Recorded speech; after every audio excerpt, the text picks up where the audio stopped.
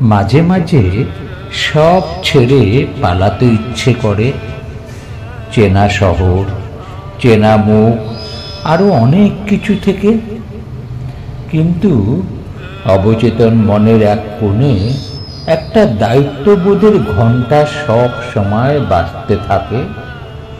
মনে হয় দূর গগনের নক্ষত্রবীথি পেরিয়ে হারিয়ে গেলে বুঝি শান্তি মিলবে।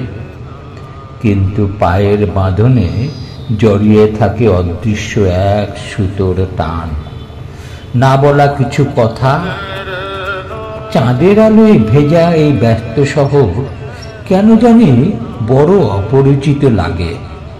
অভিনয়ের এই জীবন মঞ্চে প্রতিদিন নিজেকেই হারিয়ে ফেলি